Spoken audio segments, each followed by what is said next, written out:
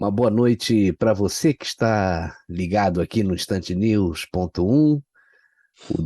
O primeiro debate deste segundo turno terminou agora há pouco e nós vamos fazer aqui uma análise, eu e Marcelo Cardoso, depois dessas 2 horas aí de um formato diferente de debate, né, Marcelo?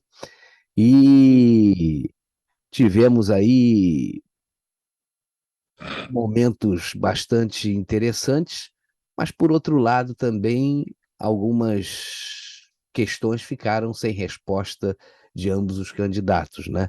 Mas eu acho que o debate foi interessante e no final Bolsonaro conseguiu tirar um pouquinho o Lula do sério, né? Mas queria saber de você, Marcelo, qual foi assim a tua avaliação antes da gente entrar nos temas de cada um dos blocos. Marcelo, eu acho o seguinte: o Lula entrou realmente com uma autoconfiança muito elevada, não sei se é feito aí de um preparo psicológico ou algum tipo de ajuda medicamentosa, mas enfim, ele estava muito cheio de si, tal coisa. Ele usou muito o artifício de se prender a números, né, buscar inúmeros argumentos para falar. É quase como se ele tivesse um ponto eletrônico. Até estava prestando muita atenção se realmente isso acontecia, mas acho que não. Não estou de memória, até pelas próprias anotações que ele devia ter, e ele montou uma estratégia de buscar nesses números algumas respostas que, na verdade, não se traduziam em nada. Era uma coisa, como o próprio Ronaldo falou na piadinha que encerrou o papo da madrugada, né? É aquela história do engenheiro, do balonista, é aquela história, informações que não serviam de muita coisa para o espectador, não acrescentavam muito. Acho que nesse ponto o Bolsonaro foi mais proativo, tá? Em termos de responder, apesar do que ambos fugiram um pouco do tema em alguns momentos, ou quando não era necessário responder, ou não tinha muito sentido responder, ou quando o candidato sentia que não tinha muito propriamente a resposta para a coisa, né? Ficou mais ou menos equilibrado, mas acho que o Bolsonaro se saiu um pouco melhor, até pelos comentários que fez na entrevista posterior ao debate, né, falando de uma série de assuntos, inclusive entrando no mérito da Lava Jato, quando apareceu o Sérgio Moro ao lado dele. No final, naquela entrevista. Deve ter deixado o Lula meio desconfortável lá no estúdio, né? Mas O vamos lá, já vamos entrar senador nos. eleito, ele Pois é. mais do que Vamos entrar nos temas e depois a gente vai chegar lá no final, né? Bom, logo no primeiro bloco, né, a primeira pergunta foi relacionada às despesas que o governo administra apenas 4% delas e 96% ficam por do Congresso, né? conta do Congresso, né? E o Bolsonaro falou que o Auxílio Brasil vai permanecer. Ele chegou a falar que era um benefício vitalício, né? Isso. Falou da questão da renegociação dos precatórios, dos recursos também, parte de recursos advindo de privatizações que iriam para sustentar esse tipo de benefício, e frisando, né, a questão da responsabilidade fiscal. Enquanto o Lula propôs valores maiores do que os apresentados pelo Jair Bolsonaro, falou do PAC, falou de obras entregues, né? Outras 13 mil obras que seriam entregues se ele tomasse posse, né? Em janeiro, dizendo que ia tomar posse, né? É. Em janeiro eh, de 2023 e que pretende taxar menos os pobres com isenção aí do imposto de renda, né, para quem ganha até 5 mil reais. Mas eu acho que nessa hora aí perdeu-se uma oportunidade para esclarecer mais de onde realmente vão surgir os recursos para sustentar a longo prazo um programa como esse, que é um auxílio emergencial, está previsto até o final desse ano, e o Bolsonaro não podia fazer diferente, né? Porque o governo dele, em tese, termina em dezembro, mas, caso seja reeleito, promete que vai dar continuidade ao benefício. Mas eu acho que não ficou claro de onde esses recursos realmente vão sair, porque isso pode ser Hum, uma bomba fiscal, né? Para qualquer um dos dois. Mas a questão da reforma tributária que tem que ser feita, e agora o Bolsonaro está com um Congresso forte, eu acho que realmente vem daí. A cortar de onde? Pode ser que não seja do corte, pode ser que seja de um corte, pode ser que seja mesmo uma reorganização fiscal aí, que pode ser muito originada de cortes de impostos, por que não, né? Existe a ideia de quando se paga menos, quando todos pagam menos, né? Então, essa premissa de você combater a sonegação fiscal, entre outras coisas, pela redução dos impostos, da taxação, eu acho que isso funciona, tem funcionado no Brasil ultimamente, isso tem dado um resultado. Eu acho que, quer dizer, além do fato de você ter um Congresso forte, você vai ter aí uma mexida possível em uma série de coisas que o Bolsonaro não pôde tocar, né? Uma vez ele sendo eleito, uma série de aspectos que ele não pôde mexer, exatamente pelo travamento que o Congresso fazia, e quando não era o Congresso fazia via Supremo Tribunal Federal, né? Houve essa coisa de dinheiro que veio da renegociação de precatórios, isso foi uma pecha que tentaram colocar muito no Bolsonaro. Você deixou pessoas que eram as verdadeiras destinatárias ou donas desse dinheiro. Quantas pessoas estão deixando de receber precatórios que podiam melhorar suas vidas porque esse dinheiro foi, digamos, contingenciado para poder, de alguma maneira, ser reincluído no orçamento do governo? Isso ficou um negócio meio esquisito. Essa questão dos valores propostos maiores, foi do Lula, realmente ele, em tese, queria se locupletar o fato de que ele tinha, e o partido dele, tinham proposto valores maiores para os pagamentos dos auxílios, e que, na verdade, o Bolsonaro puxava para baixo, e que acabou chegando, enfim, ao denominador comum de R$ 600. E essa coisa da isenção de imposto de renda para quem ganha até 5 salários mínimos, isso era, acho que, a proposta da Soraya Tronic, né? Que ele puxou. Foi dela ou foi da Simone? Acho que foi dela, da Soraya. Acho que foi da. Da Soraya, né? E ela falou disso, e a Simone falou do auxílio ao jovem de R$ 5.000 também. É.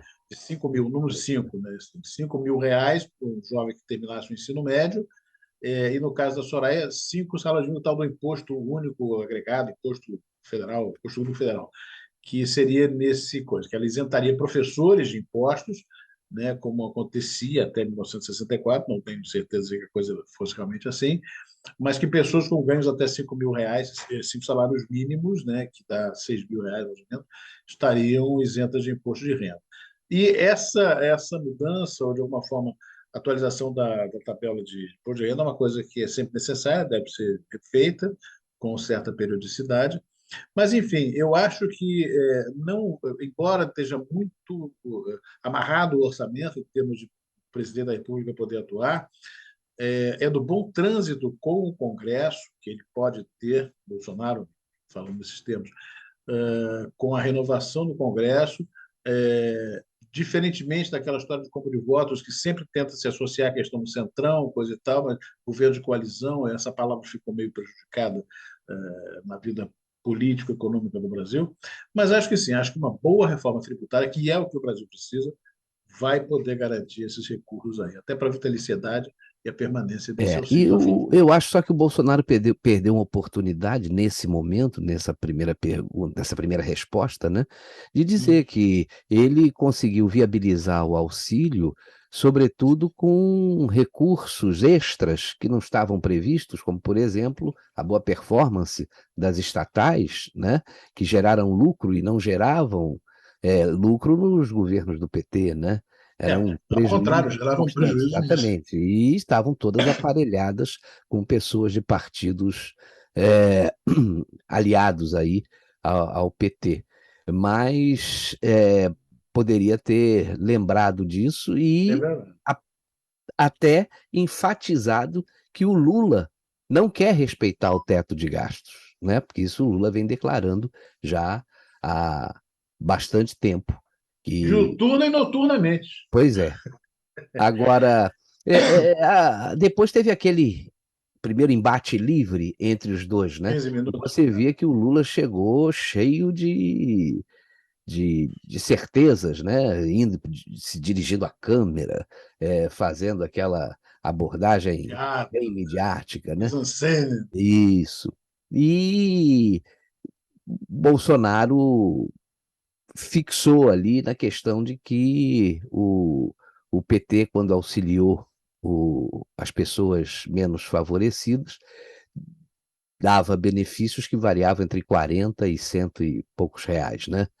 E ele chegou aos 600 reais. O que você achou ali desse primeiro momento aí de embate entre os dois? Ele falou do Bolsa Família, que pagava R$ 42, pouco mais que por mês. Aí falou da coisa da promessa da picanha e da cerveja, né? Que o Lula até citou depois lá no finalzinho das considerações finais dele. Ele bateu muito na questão, Lula, né, da pandemia, da demora de compra de vacina, todo aquele discurso que já está desgastado, que houve demora na compra de vacina, quando não houve, porque, na verdade, as vacinas só foram liberadas para venda no final de 2021, ou de 2020, só foram viabilizadas, portanto, no início de 2021. Aí o Bolsonaro também tinha contra-atacado, falando do assodamento do consórcio Nordeste e de prefeitos e governadores de oposição, que queriam que houvesse liberou geral para que cada município comprasse a seu bel prazer, sem licitação, a festa, com dinheiro distribuído por ordem do STF pelo governo federal. Aí sim teriam tudo para jogar na cara do Bolsonaro, que ele que patrocinou isso, que o dinheiro teria vindo da parte dele, né? E ficou batendo naquela tecla que o Bolsonaro teria sido responsável por 400 mil mortes, como se a conta desse, não, poderiam ter morrido só 280 mil pessoas, não morreram 400 mil, a culpa é sua, porque faltou respirador, porque você ficou fazendo chacota das pessoas que ficavam sem ar, você ajudou a acabar com a reputação do Butantan e da Fiocruz, atrasou as vacinas, o Lula falou até do sujeito que morreu afogado por falta de ar no Amazonas, né? Você deveria ter tido a responsabilidade de ouvir os governadores que fizeram consórcio. O Pazuello era um incompetente, tanto era incompetente que foi eleito deputado federal pelo estado do Rio. Né? Que Pois a é. PGR deve investigar o caso daquele R$ 1 por vacina de lucro, que acabou não acontecendo, a não corrupção que a Covid apurou como sendo corrupção, né? Que deveria ter vergonha de carregar nas costas as mortes de 400 pessoas, que você não acreditou na pandemia, que você fazia propaganda de remédios que não tinham comprovação científica, que você é o rei das fake news e da estupidez, você não visitou famílias durante a Covid, não podia, né? Não podia enterro, não podia nada, mas foi o enterro da rainha, para fazer festa, não sei o quê, fanfarra. Quer dizer, houve umas críticas aí fora de propósito, e o Lula se prendeu muito a essa coisa e o Bolsonaro tendo que responder. Teve uma hora que realmente ele fugiu do assunto, usando agora, então vamos fazer o seguinte, vamos falar das mortes de policiais em 2006. 59 morreram em São Paulo, o caso do Marcola, a transferência para presídios federais. Né? Eu me lembro, rapaz, que naquele 12 de maio de 2006, uma sexta-feira, eu estava em São Paulo, passei o dia todo lá a trabalho, eu saí no avião às 9h30 da noite, estava começando aquela noite de terror que a cidade teve por conta de movimentação do PCC. Naquele dia eu passei em São Paulo, um dia frio, sinal um garoto o dia todo e tal. Aí, mas quem entende de miliciano é você, não sei o quê. E começou também um bate-boca em relação ao fato da visita do Lula ao Complexo do Alemão, que aconteceu na quarta-feira, um dia depois daquele comício que ele fez em Belfort Roxo, né? Mas diga aí, ele falou depois também da questão de entrar em favela sem segurança, né? Pois Que o é. Lula, pois é, você entra em favela sem segurança. Vai daí, vai daí. Quem entra em favela sem segurança tem que estar associado a quem Calçado, manda né? na favela, né? Porque senão não vai entrar mesmo, Tem um né? mínimo de Quer afinidade. dizer, e o Lula quis, nessa hora, tentar imputar ao Bolsonaro que ele estava considerando que todo morador dessas comunidades pudesse ser equiparado aos bandidos que atuam nessas comunidades e que são minoria, né? Quer dizer, eles vivem ameaçados e estão vivendo numa área onde o Estado já não entra mais, né? Então, é a mesma coisa. Você vê que a imprensa quer ser benevolente com Lula, e na semana passada, no dia em que ele esteve lá na comunidade, eu lembro que num programa no Morning Show da Jovem Pan, o Guga Noblar dizendo que quem deu o boné ao Lula foi um jornalista sério que ele conhece, que atua na comunidade há muitos anos e não sei o quê. Hum. Agora eu te pergunto, você acha que tem alguém isento atuando numa comunidade dessa que não esteja a serviço do tráfico? Como Impossível. jornalista, inclusive, fazer um trabalho de investigação, né, busca de dados e Não, divulgação e de você dados, vê o que é que o que papel aconteceu com o próprio jornalista da Globo, Tim Lopes, na do Tim ocasião, né? Lopes. Que fazia um Eles se trabalho desse. esquecem disso. A memória do Tim Lopes acho que está apagada, rapaz. Você vê Exatamente. uma coisa, esse negócio lá do CPX, a preocupação da imprensa em várias matérias, às vezes no mesmo veículo, G1, eu li pelo menos 3 ou 4 matérias diferentes, onde os estagiários, como a gente fala, estavam tentando explicar o que era a CPX e dissociar isso da ideia de que fosse ligada É, à marginalidade. A preocupação intensa da imprensa em explicar que o Lula não estava ao lado de um bandido, que aquilo não era bandido, que o cara já estava ressocializado há 12 anos. O sujeito com a cara de jovem, se tivesse 30 anos, ele teria sido ressocializado com 18. Então ele cometeu os crimes menor de idade. é. Agora, no debate a gente percebe uma coisa, né? O Lula tentou focar na CPI, né? Toda essa questão que ele trouxe de volta da pandemia, e que já era até esperado, né? É, Por falta de e, assunto.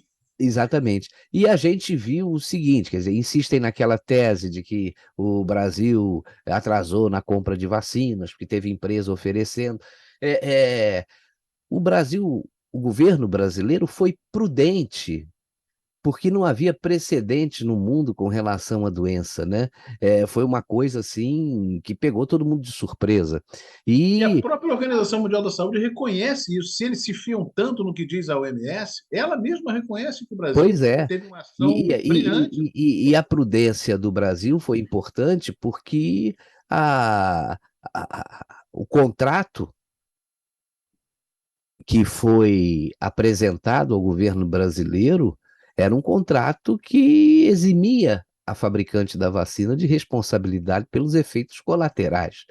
E o governo, peraí, vamos analisar isso aqui. Mas a vacina foi comprada, ou as vacinas foram compradas, e o Brasil iniciou Rapidamente fez a rapidamente a campanha de distribuição e vacinação, eliminou. distribuiu com eficiência aos estados.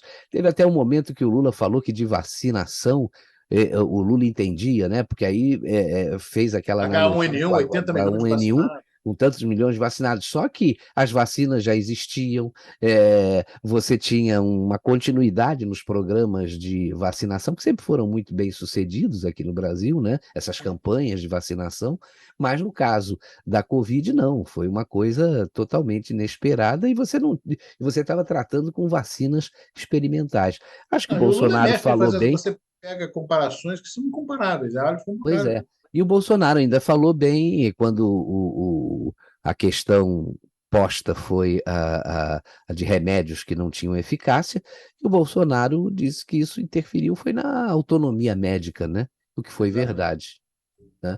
Existem Então, médicos cujas carreiras foram arruinadas por causa disso. pois é. E foram Agora, arruinadas, inclusive, na própria CPI. É. Agora, a CPI apresentou relatórios. Esses relatórios não foram aceitos como válidos. Portanto, a gente sabe, o sujeito pode até não gostar do Bolsonaro, mas sabe o que foi aquela CPI, né? O circo que É um foi, circo, né? o circo que Circo de aconteceu horrores. na ocasião da CPI. E, e você vê que o, o, o Bolsonaro, eu acho que se saiu bem aí nas colocações que fez. O Lula, o tempo todo, querendo mostrar que tudo que ele fez foi. Nunca na história desse país, né? É. Foi o melhor governo que o país teve. Chegou até a dizer que ele que fez as obras de transposição do São Francisco, né? 88%. Aí Pois o é. Bolsonaro perguntou: cadê os outros 12%? Por que a Dilma não terminou? Pois é. Se você Então, deixou você tão vê pronto. que é uma situação muito complicada, né? Porque o Lula, nas suas respostas e nos seus questionamentos ao Bolsonaro, foi mais do mesmo, né? Ele não trouxe assim nada de novo e sempre saiu pela tangente aí, sobretudo quanto o assunto foi corrupção, quando também o, o Bolsonaro abordou deixa eu ver se eu lembro aqui, rapaz. Teve um. Um momento, eu anotei, deixa eu ver se eu acho aqui. Mas Não, é, logo depois disso que você falou, veio aquele bloco onde os jornalistas fazem perguntas. E a primeira a fazer foi a Vera Magalhães, foi. né, do Estadão, sobre a questão das vagas no STF. Ela estava rouca, parecia meio assim desconfortável, sei lá. E o Bolsonaro, ao responder imediatamente, ele foi o segundo a responder, o Lula falou antes. Foi um prazer em revê-la aqui, então, achei elegante da parte dele.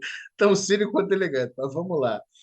Ele falou que essa história daqui. Aí o Lula resolveu citar os governos militares, que Castelo Branco tentou emplacar ministros. Aí o Bolsonaro rebateu: não, peraí, o negócio é o seguinte: essa proposta de mudança não é minha, porque isso é colocado na mídia como se o Bolsonaro quisesse fazer isso, como de atingir o Isso STF, foi porque ele está Roberto sendo. Freire que começou com isso, Pois é. declarando E a aí a Luísa questão. Erundina, que apresentou Luiz a proposta. Erundina que tinha apresentado a É. proposta. Aí ele disse, não, mas em 2013 a Dilma tentou criar mais 4 vagas. Eu realmente nunca estudei isso com profundidade. Ele falou, agora, hoje o PT tem 7 ministros indicados. Eu posso chegar a 5. Então, 7 por 5 são 11, é um equilíbrio, pô. Seriam Claro. 6, né? Então, e aí, ele disse, bom, só faltou dizer que você é candidato só por causa do seu amigo Fachin, que ele colocou nessa condição. Aí ele pediu o direito de resposta, o Lula, e não obteve. Foi negado.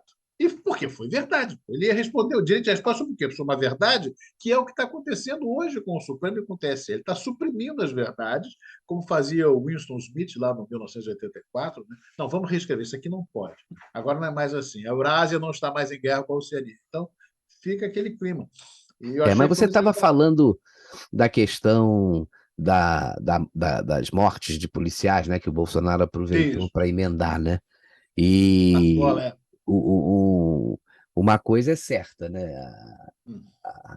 A questão do vazamento também daquela ligação do Marcola, o Lula Aquilo, dá apoio a ele, né? ficou também sem resposta, né?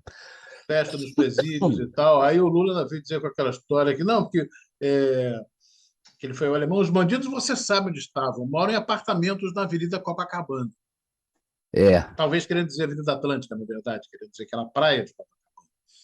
Mas, é. enfim, querendo Mas colocar tem aquela aquela coisa. Isso questão, também foi colocada, que 4 em cada 5 eleitores dos dos presídios são. presídios votaram em Lula, né? E isso tem É verdade. certa coerência, Não, né? e você viu, ele insistiu na Lula, porque ele reduziu o preço da gasolina, mas se ele for eleito, depois vai aumentar. Quer dizer, isso são fake news que o tempo todo estão sendo colocadas na propaganda do PT, e o TSE sabe que são informações falsas e não reage. É, Então, o TSE tem lado. tem. Mas quando a coisa é exagerada, e isso a gente tem percebido, né, que a esquerda está um pouco desesperada, como dizem aquele livro, tem uma passagem naquele livro A Arte da Guerra, que diz o Hum, seguinte, né? Quando você está fraco, você quer mostrar que é forte. E às vezes, quando você é forte, você aparentemente mostra que é fraco, né? é. E o Lula estava mostrando aí uma Oh, segurança aparente, né? virilidade, Poderio, pelo menos vocal. acho que nem vocal, né?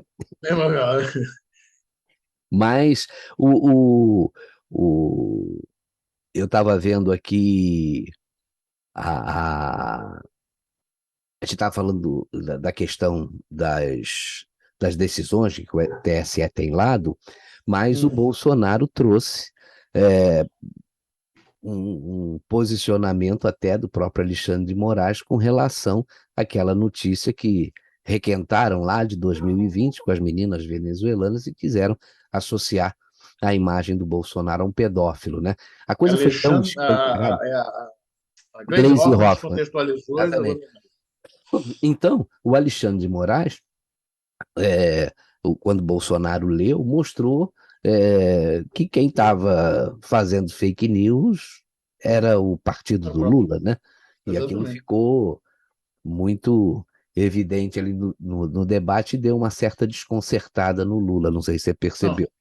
percebi também que da forma como a Patrícia Campos Melo, que levantou essa leve lá, jornalista da Folha, que ela que tem um histórico lá meio complicado, falando que o que o senhor acha, o que os candidatos acham da proposta de lei específica para autoridades que divulguem notícias inverídicas serem judicialmente puníveis e tal, inclusive de violência sexual. Isso me fez me remeter, na hora de memória, a dois casos. Primeiro, esse que tinha acabado de ser falado, da descontextualização da história das meninas venezuelanas, e também do caso da agora senadora Damares. É, Quer dizer, onde a preocupação não é procurar o problema que ela está apontando, é acusá-la de estar fazendo notícia falsa, quando se sabe que a coisa já tinha sido investigada. Aliás, entre os jornalistas que fizeram as perguntas, eu acho que quem é, não foi bem foi justamente a Patrícia Campos Melo. Foi a pior Foi. pergunta, né? Porque as Foi. outras até tinham algum sentido e a do Rodolfo Schneider, Nada foi da Petrobras, né, foi da sobre a Petrobras, questão que da. eles não, nenhum dos dois respondeu, né? E as demais foram Mas o ponto de respondidas. vista do Bolsonaro sobre a privatização da Petrobras também é conhecido. Talvez ali o Lula acabou falando a questão dos Mas gasodutos. o que não pode, o Bolsonaro não pode perder de vista que ela é conhecida pelo pessoal que apoia o presidente, né? E o Sim, presidente precisa conquistar justamente os votos daqueles que não compareceram às urnas ou daqueles que compareceram, mas que votaram branco ou nulo, né? é. Então, era importante, é sempre importante esclarecer. Agora, tem uma coisa, viu? É, o Bolsonaro sabe que o Lula não vai participar, tem 4 debates previstos Tem. nesse segundo SBT, turno. Rede TV, e fora o da Globo, que é o outro, E o dia da 28. Globo que vai ser o último. E o Lula já disse que não vai comparecer a esses debates. É Então, aí o que o Bolsonaro Bolsonaro tem vai ter uma boa oportunidade. a Não sei vitrine se a para ele. audiência será tão grande, quer dizer, eu digo sempre, fora do grupo que apoia o presidente, que vai dar a audiência ao debate, não tenho a menor dúvida, mas Sim. é preciso que ele fale para esse grupo que justamente não compareceu, que votou em branco ou nulo.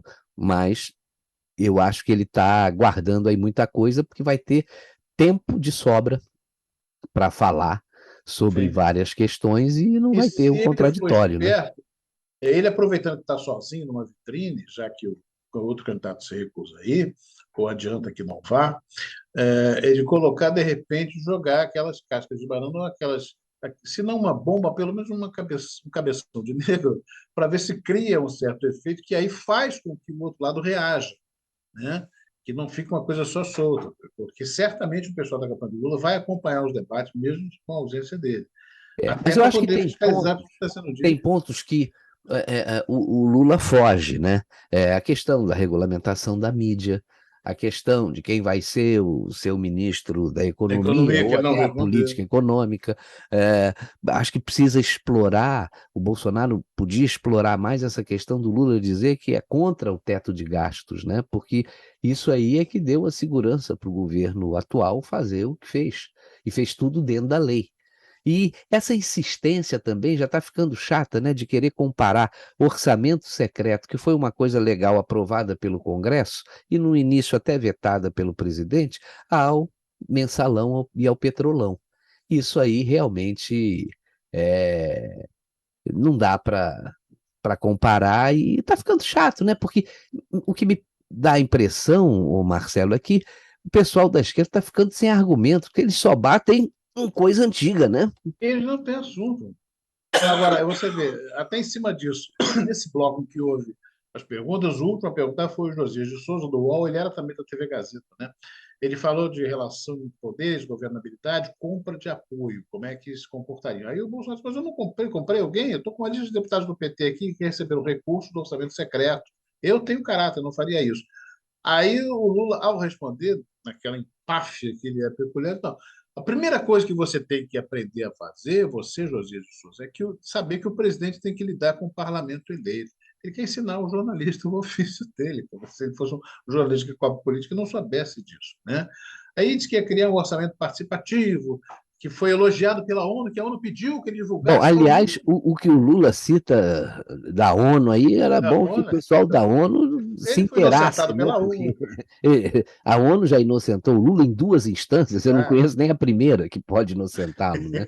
Então É, é complicado. Mas você vê que é uma verborréia, e essa história de orçamento participativo é uma piada, né? Porque na prática isso não vai funcionar, a gente sabe disso.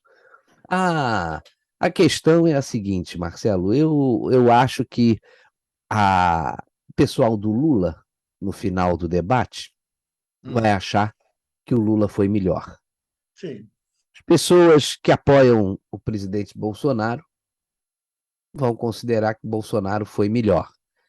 Eu acho, particularmente, que o Bolsonaro foi melhor do que o Lula no debate, embora tenha perdido algumas boas oportunidades para colocar determinadas questões aí em pauta. É, Mas o que a gente precisa saber é o seguinte: desse debate, o que essas 30 milhões de pessoas que não foram votar acharam? E esses que votaram branco e em branco ou anularam o voto também acharam. Isso é que é o mais importante, porque essa é a os grande aliados de incógnita. cada lado já estão com a cabeça feita. A gente precisa saber agora a repercussão desse debate em cima desse público que vai decidir a eleição. A realidade é essa. É a questão de desmascarar as mentiras do Lula, né? O presidente em exercício, quem está exercendo o cargo nesse momento é o Bolsonaro, é ele que tem digamos, a faca e o queijo da mão do que eu estou fazendo. O que o Lula fez ou deixou de fazer é um passado que ele conta de maneira distorcida. Ele falou, por exemplo, que fez muito pelo petróleo, que ele fez o Comperj. O Comperj é uma grande, uma imensa área abandonada no meio de Itaboraí, isso o Bolsonaro falou, que é uma cidade que esperava um desenvolvimento enorme e acabou não acontecendo, e por culpa de toda a corrupção. Então, esse aspecto da corrupção é uma coisa que é um argumento que nunca vai deixar de ser atual em relação ao Lula. Pois é. E, É, isso é que tem que ser um ponto de apoio muito bem estudado e explorado pelo É Bolsonaro. verdade. Agora, você vê o seguinte, né? Quando o Lula fala que o Brasil precisa ser autossuficiente em petróleo, ele começou a fazer as refinarias. Bom, ele fez refinarias que algumas não saíram do papel, né? E outras foram um escoadouro de dinheiro. Além disso, como foi lembrado, comprou Passadina a um preço altíssimo e vendeu Passadina a um preço de banana. Entregou ao Evo Morales duas refinarias, né? É. E depois ele quer justificar que o governo atual é que não fez refinaria, ele fez. Espera aí, não é assim, ele vai continuar e vai terminar as obras e não sei o quê. Então é muito mais do mesmo, né? Não, aí foi nessa hora, rapaz, falando de refinaria e tal, que aí o Lula querendo chamar o Bolsonaro de mentiroso. Não, Bolsonaro, olha para aquela câmera ali, seus filhos estão lhe vendo. Meus filhos me veem, os seus não. Eu achei E tem, né, aí o Lula falou: eu não disse que houve roubalheira. As pessoas confessaram, bastaria prender os donos das empresas. Para que acabar com os empregos? Falando que É. confessa E, não, e 85%. teve uma outra questão também, um outro momento, quando estavam falando da Amazônia, em que o É. Lula, falando que não tem que ter garimpeiro, agronegócio não pode invadir, porque quem invade é bandido. Pô, o Bolsonaro Invade perdeu bandido. uma chance O ali de dizer, Bolsonaro pô, tinha que entrar. o MST faz o quê, né? Pois Invade é, terra, o ele tinha que ter MTST. entrado na hora com isso, mas Rapaz, ele estava se educando para não interromper, coisa que o Lula fazia o tempo é todo. verdade. Mas podia ter falado depois, né? Porque Foi, realmente a bola foi levantada ali bonito para ele foi, chutar. ele não cortou, cara. Tinha que ir lá e vá, É. né? Vamos ver, eu acho Aí que o tem. debate da Globo ele não vai ter muita novidade, porque Não, o formato deve ser mais ou menos esse, deve ser parecido, e os assuntos vão ser os mesmos, né? Eu acho que esse eu achei. serviu de Hum, parâmetro para preparar ambos os lados para o debate da Globo, que esse vai ter com certeza uma A repercussão bem repercussão vai maior, né? ser. Ainda mais que é na antivéspera. Agora, eu achei. O Lula insistiu nisso pelo menos umas 3 vezes em falar que, na época que era deputado, ele achava que o Bolsonaro devia ter orgulho de estar dentro do governo dele, porque ele não fazia nenhum discurso contra ele. Pois é, Isso é rapaz, um não sei negócio de meio onde ele vazio, não tirou entendi o isso. que ele queria dizer com aquilo. porque o Bolsonaro não fazia discurso quando É, não fazia. Teve vezes que o Bolsonaro fez discurso sozinho, ele e o presidente da mesa. Quer dizer, aquela humilhação de deixar o cara sozinho. Hoje o cara é presidente aí, né? é, Então, quem sofreu a humilhação foram os outros, muitos dos quais não estão lá hoje, né? é. Aí o Bolsonaro lembrou que ele assinou a tal carta pela democracia, que é apaixonado por ditadores, naqueles 5 minutos que o Lula deixou de presente para o Bolsonaro. Ele Pois é, estucou o tempo todo falando bobagem, o Bolsonaro teve 5 minutos e meio, acho, para falar disso. Ele só pediu um direito de resposta no final, para falar daqueles 51 imóveis, aquele discurso também que já está desgastado e tal. E o Bolsonaro disse: olha para aqui, como é que estão indo esses países aqui à nossa volta. Vocês não podem entregar o país a uma pessoa sem qualificação intelectual e moral para isso. Né? Veja o ciclo de amizade do Lula com traficantes, é apaixonado por ditadores. Eu acho que aí ele deu é. uma boa. Vamos ver, né, Marcelo, a repercussão na imprensa. A gente sabe que na grande imprensa é, o, Lula vai ser melhor. o Lula vai ser melhor. Agora, em emissoras como a Jovem Pan, por exemplo, que o PT quer fechar, né? Quer suspender a transmissão aí a gente tem pelo menos uma visão dos dois lados, porque ali você tem os comentaristas de direita e de esquerda, né? Então dá para você Se ver o como isso nosso corregedor repercutiu, eleitoral né? bonachão deixar o Jovem Pan comentar, talvez ela diga que o Bolsonaro Pois é. será um Então, veredito. Marcelo, o nosso tempo está chegando aí ao final. A gente resolveu fazer esse bate-papo aqui, só para não deixar passar em branco aí o debate, É é, preciso realmente analisar né? mesmo. E vamos ver a repercussão aí na imprensa e até com as pessoas que a gente conhece, né, do nosso círculo, e tentar verificar aí como é que elas perceberam esse primeiro debate aí dos dois candidatos aí no primeiro turno. Bem, então ficamos por aqui. Nosso tempo chegou ao fim e foi muito bom esse bate-papo aí sobre esse primeiro debate entre os presidenciáveis. Um Seguro. grande abraço aí para todo mundo e continuem ligados aqui no instantenews.1. Até lá. Abraço, até a próxima.